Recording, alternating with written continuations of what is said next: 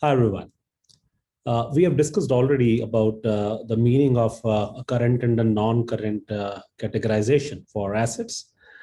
Friends, it is not very dissimilar for also the liabilities when we look at the distinction between a current liability versus a non-current liability, right? The concept or the logic remains the same, and the definition is not very different from what we have talked about. We said that any amount that is expected to be settled in the entity's normal operating cycle, right? In case of an asset, we used to use the a term that anything which is expected to be recovered or realized. Here we're talking about the settlement part of it, right? The second categories would be, or second attribute would be held primarily for the purpose of being traded. So any of these four criteria being met would make a liability as a current liability, right? Similarly, due to be settled within 12 months time, or I think the last one really takes relevance. It says that entity does not have an unconditional right to defer settlement for at least 12 months after the reporting date. Now, that simply means that yet the entity has there's no possibility of delay, right? There's no way that this liability can be avoided. This amount can be avoided to be paid beyond 12 months of time, right? The entity does not see any position of itself where it can actually delay the payment. So any of these criteria held for trading, expected to be settled in normal operating cycle or 12 months, or the entity not having any unconditional right to delay the payment, right, would make the liability as a current liability, and any other liability would be a non-current liability. Okay, so that's something that would be understood. As we said, also in case of an asset, it is always the operating cycle and 12 months, whichever is higher, right? You need to assess that part also, that the normal operating cycle versus 12 months, you take the higher of the two to identify whether an asset or a liability. Obviously, we're talking about liabilities now, for for those liabilities to be classified as a current liability. All right, let's have a look at this example now. It says that on 1st of January 2020, Alpha issued 50,000 debentures with a face value of 10 rupees each, that's 5 lakh rupees. So that's the value of the liability. The debentures carry an interest of 8% on the outstanding amount, and the interest is payable on 1st of January. And on 1st of January each year, the company has a contractual obligation to redeem 10,000 of these debentures at 10 rupees per unit. Again, this is not very different from the example of that investment we took in case of an asset where we had 3 installments, right? It's the same way in this case also. We are talking about, as far as the first redemption is concerned, that would be considered to be current, and the rest 4, the balance 4, would be considered as non-current, right? And then of course the interest portion, which is due and payable in the immediately after the first year, this would also be classified as the current item there, right? That's what it is basically. It's a similar context, similar example, so we don't want to spend a lot of time talking about it. The accrued interest payable, which is 40,000 rupees, which is 8% on 5 lakh rupees, which is indeed a current portion. The first redemption, which is due of 1 lakh rupees, is also a current portion. And the remaining, the balance 4 installments, would be an example of a non-current portion of the liability. All right, let's have a look at another example. It says that Auto Limited is in the business of developing tools for its customers, which usually takes a period of around 2 years for the entire process completion. The customers generally provide the material required for the development, and accordingly, Auto Limited only renders a service to the customers in relation to this. The company receives an upfront payment, and the same is basically an example of a deferred revenue. That's the income received in advance. How should this income received in advance be classified? Should it be a current item or a non-current item? Friends, what you want to remember in this case, okay? Categorically, for any such advances received in the normal course of business, right? It's a part of your working capital cycle, right? It's a part of your operating cycle, right? Something that you want to always take care of, that even though the completion, as in the given case, would happen in 2 years time, is expected to happen in 2 years of time, since it's a part of the normal course of business or the normal operating cycle, right? Such an advance would be classified as a current item. Remember that part. I always remember the context of 12 months or normal operating cycle, whichever is higher, right? That's what you want to pick up as a part of this context. Okay. So when we say that an entity shall classify as liability as current when it is expected to be settled in the normal operating cycle. In this case, the income received in advance is also classified as a current liability, since it's a part of the working capital or the normal operating cycle, while the settlement is expected to happen in more than 12 months of time.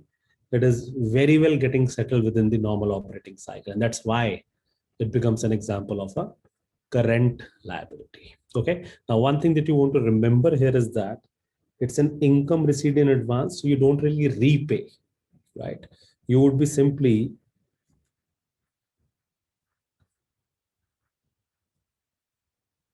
transferring it from income received in advance to the revenue account, right? So even though you don't repay that amount to anybody, right? The classification is a liability, and the realization or the settlement of that is getting done by means of transfer to another account, which is an income account in itself, right? So that is irrespective of whether the repayment is made or whether it is getting, let's say, credited to the revenue eventually. So it does not make a difference from a classifications perspective at all, right? Since it's a liability, we need to kind of classify it as either a current liability or a non-current liability. All right. Let's have a look at this scenario as well. It says that a company has following employee benefit liabilities as at 31st of March 2020. Liability towards annual bonus, accumulated leaves outstanding. In the first scenario, employees have already earned the right to avail and can entitle to avail the leave at any time. Okay. Second is they can avail maximum 25 days in a year. Funded post-employment benefit obligation, which is a gratuity, and unfunded post-employment benefit obligation, let's say a pension. The question is, how should these liabilities be classified into current and non-current under Schedule 3? Now, the moment we start looking at, again, the distinction is very clear. Current and non-current is 12 months is a cycle that we want to kind of always assess, right? So if I say it's an annual bonus, very clearly, I would want to refer this to as a current item. There's no problem with that part. Okay. The second part, when you look at that, employees have earned the right to avail the leave and can avail the leave at any point in time, right? We talked about scenario one, right? So it can be availed at any point in time. It means that it's a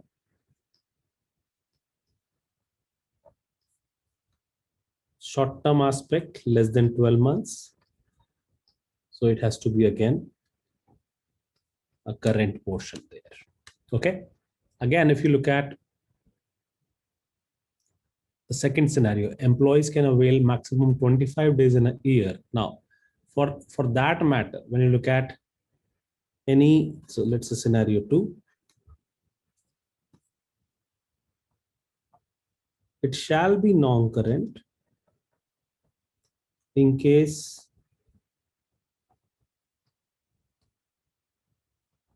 the deferment is possible. Okay.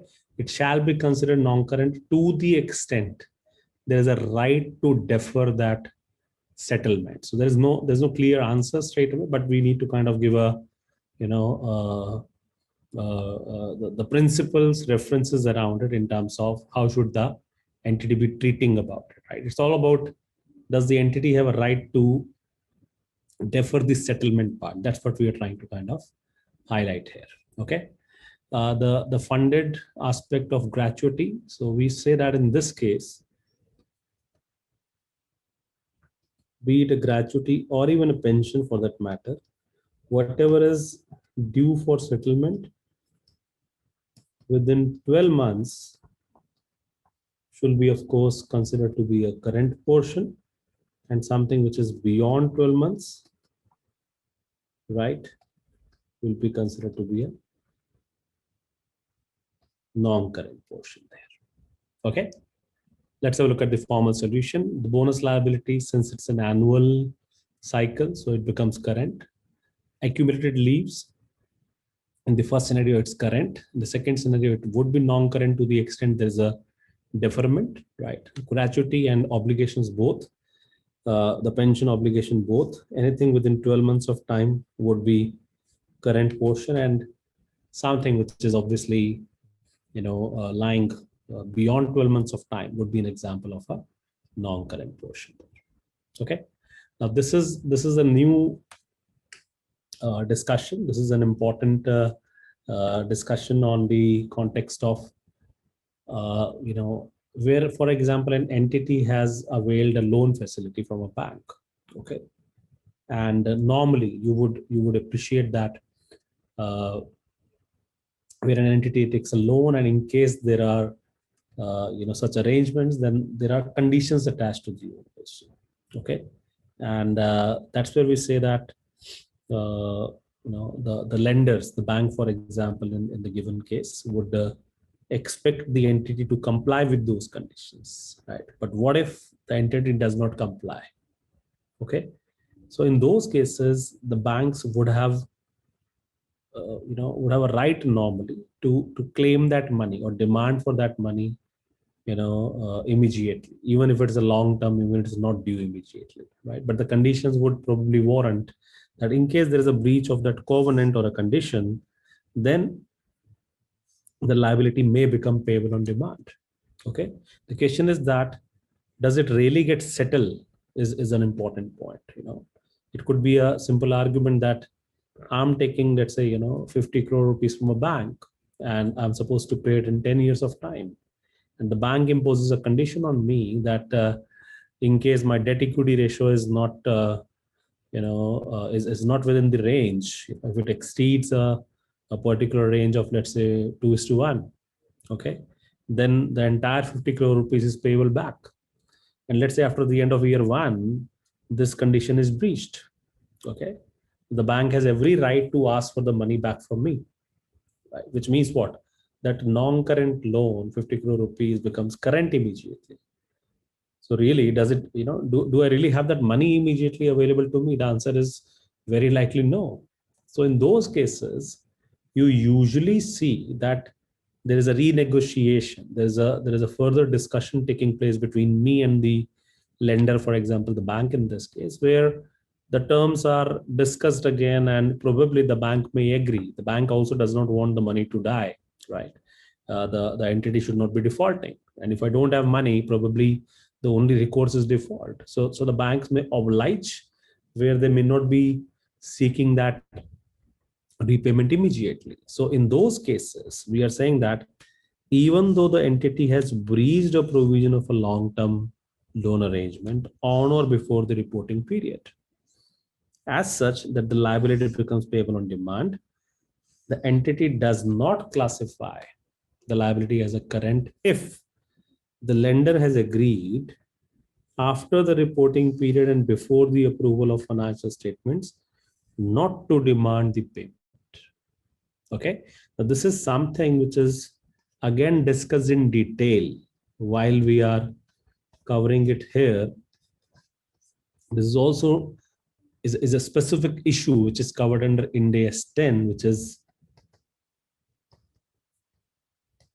events after the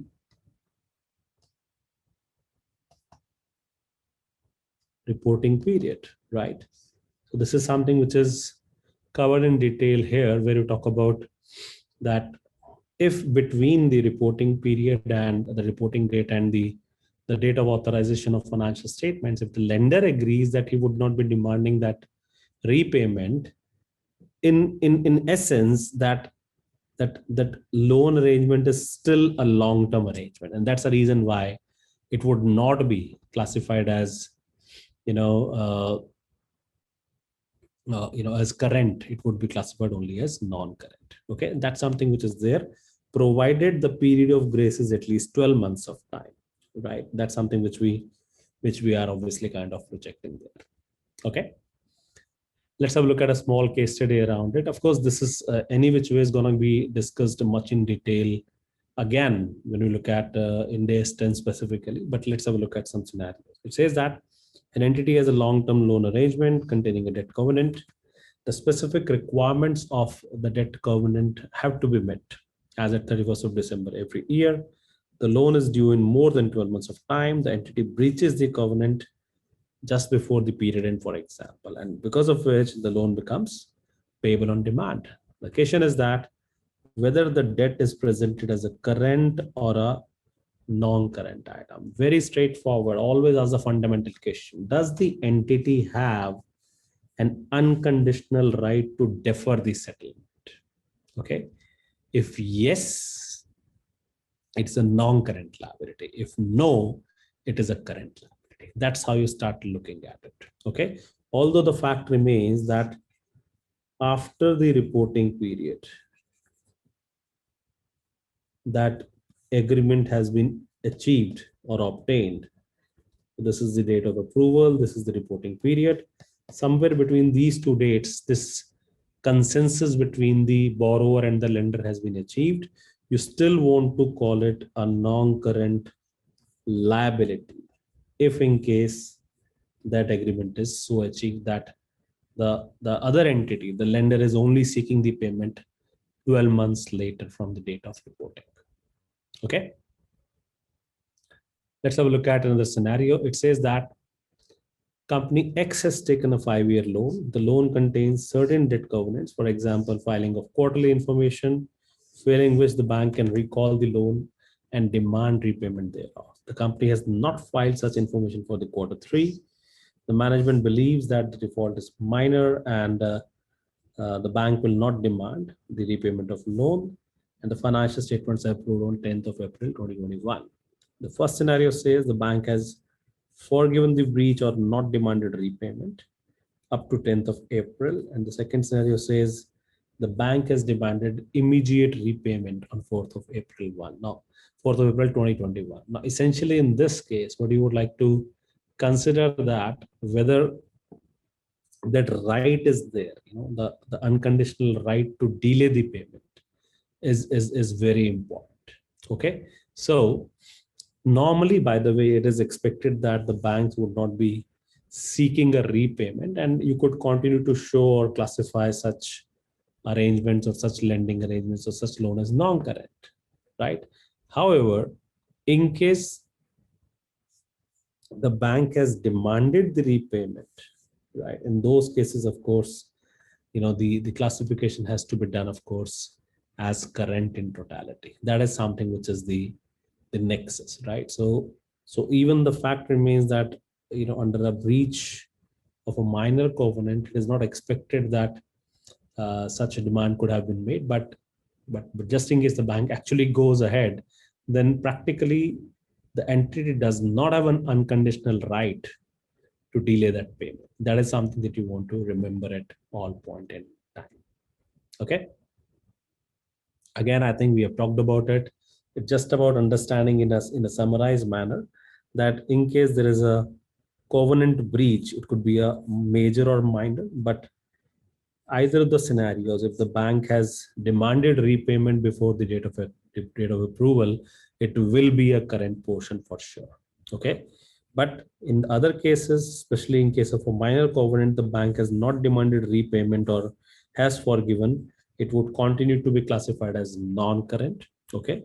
And in the other scenario, when there is a major covenant breach and the bank has not demanded repayment or has forgiven, okay, there's no specific clarification provided unless the bank comes back and says that, I don't need the repayment or renegotiation is there, in those cases only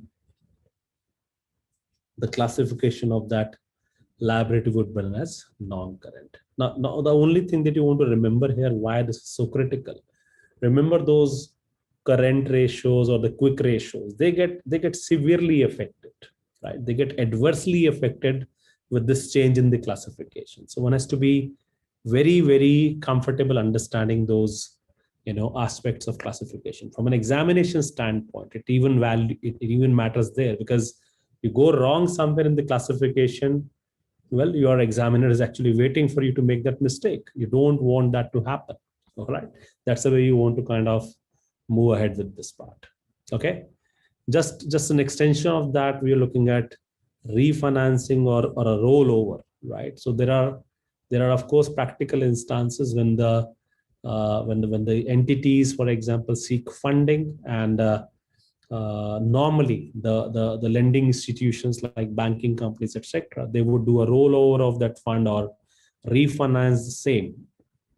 Okay. And accordingly, by the way, basis the experience, if in case the entity expects and has somewhere a discretion to also refinance or rollover that obligation for at least 12 months, okay, then it would be classified as a non-current, even though, as per the agreement, it is expected to be due within a shorter period. You again bring that substance over form, in the context here, right? So that is what you need to kind of keep into consideration when you are trying to kind of bring this perspective around, right? At the same time, in case there is no such arrangement available for refinancing, right, something which is not the discretion of the entity, then you cannot consider this as a non-current item anymore. You have to classify it as current at all times. So that review of that agreement has to be done before you could actually come to a conclusion of whether something is a current item or not a current item. Okay, let's have a look at this scenario here. It says that company B has taken a loan for which is repayable in 6 months after the reporting date. It has already entered into 1 year refinance or rollover before the reporting date. Classification of loan, if it's the same lender at the same or similar terms, there's a possibility of, or a discretion of, pushing it for another tenure of another 1 year, so it becomes a non-current item. But if these were different lenders or the same lender, or a different, let's look at this scenario specifically. If it's a different lender at similar or different terms, now you don't really offset these two. So in a way, we are saying that probably there is a company X, right, and there's a bank A, right, which is to be repaid this money in 6 months, right? Now company X knows that there will be a bank B who will fund the money to company X, and company X will use that money to repay to bank A. Effectively, the money comes and it is used to pay to the original lender, right?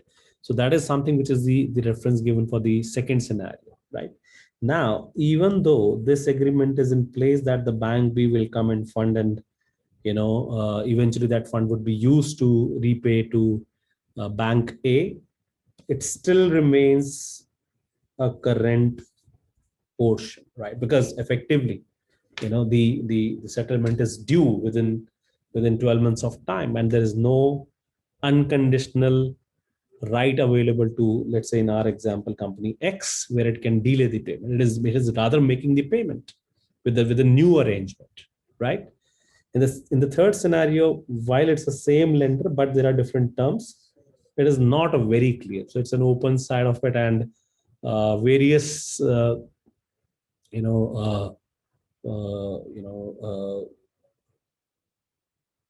various people will have different views around it, and there's no clear answer available in terms of whether, because this does not normally happen in the usual course. So you don't really see instances where we're talking about the same lender, but it is changing those terms significantly. We're not talking about very minor changes here or there, but when there are significant different terms, you probably want to just look at that, whether it's an extension of the new arrangement or it has to be a de-recognition of the earlier arrangement where you're looking at a new loan coming in the picture. So it's not very clear per se on the face of it.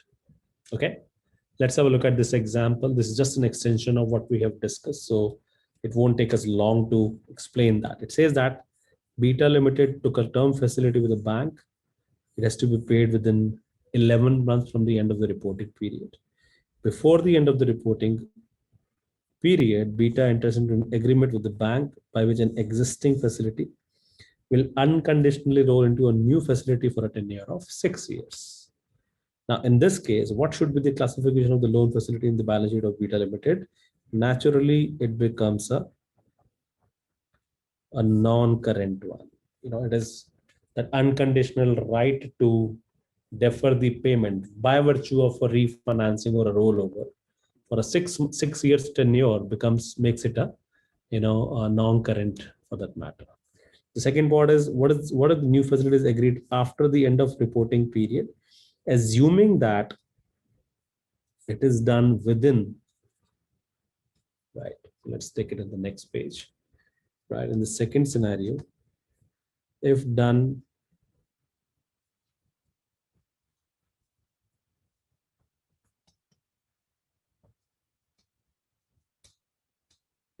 after reporting period, but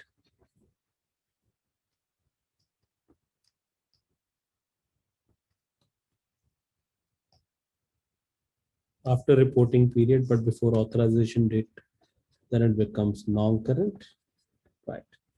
And after reporting period and after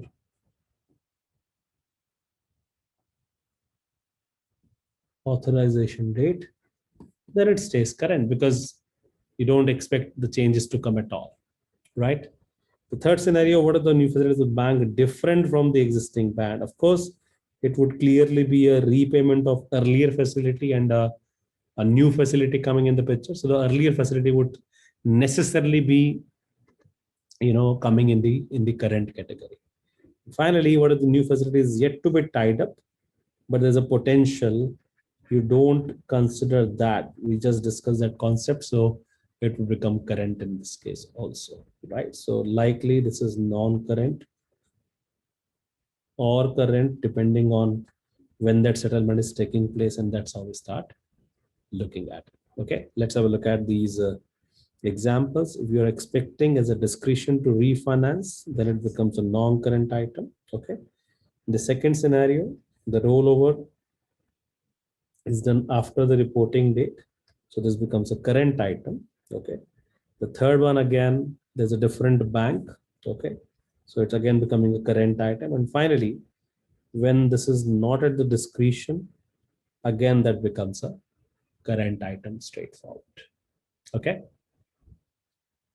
let's have a look at this scenario again. Now this is a typical scenario wherein one entity from the group is funding another entity from the same group. It says that Moon Limited is a parent of Star Limited, having 100% shareholding in the company. Moon has extended a loan of 20 crore rupees at 10% interest per annum. The terms of the loan does not specify a fixed tenure. However, it includes a clause wherein Star is required to repay the loan whenever demanded by Moon Limited. The question is, determine the classification. Now, clearly, on the face of it, right, the terms may suggest it is repayable on demand. Okay, and therefore it will be a current liability. But in essence, you need to understand how are the two parties, Moon and Star, looking at it. Okay, in case of funding between the group entities or between the group companies, you normally observe that such kind of arrangements, even though they may state that it is repayable on demand, they are therefore relatively long term. Right? They are usually available for a relatively longer period, right? And if that has been the trend, that has been the objective or understanding between both moon and star, essentially the classification has to be made as a non-current item rather than calling it a current item there, right? Something that you want to remember here. All right. Let's have a look at the formal solution to appreciate how should you be looking at it. It says that for Moon Limited, in the current case, there is no fixed tenor mentioned in the terms. However, Moon can demand the repayment at any point in time. Now, this is likely a protective clause, etc. But in real life, you expect it to be outstanding for a longer periodicity, and that's where in substance it would be a long-term loan, and accordingly it would be classified per se as a non-current asset. Okay. However, the parent may classify it as a current asset if both the parties expect that it would essentially be repaid, let's say from within a shorter tenure, let's say less than 12 months time from the end of reporting period. Now it all needs to be understood, and that requires the judgment and the facts and the facts of the case and the circumstances to be able to conclude in terms of what is the right observation there. Similarly, for star, it would also be again considered, right? When you look at it from star's perspective, it might be classified as a current in case there is no unconditional right but to settle the obligation within 12 months of time. From that context, it would be classified as a current item per se. But again, that is something that you want to take into consideration in terms of what is the hindsight, right? So the standard expects you to take from the investor's perspective. You would still want to give regard to the intentions, but from the borrower's perspective, you're talking about that intentions may not have a role to play. Okay. So there's no clear binding answers available, but what you want to remember here is that, and something that you would learn in the due course, let's say when we discuss topics like financial instruments, right, or share based payments, and there are stuff like that where you see that a parent lending money to, let's say, a subsidiary, right, within the group, it might also result in a permanent investment, which also takes forms of equity, right? So something that you might just want to kind of carry as a thought at the moment. There's no final answer that we want to kind of agree upon or conclude upon at this point in time. But this is something that you want to consider while talking about group transactions there, right? So this is also being discussed somewhat in the context of consolidation or group financial statements perspective. But broadly, this is how we intend to kind of deal with this part. All right. Thank you very much.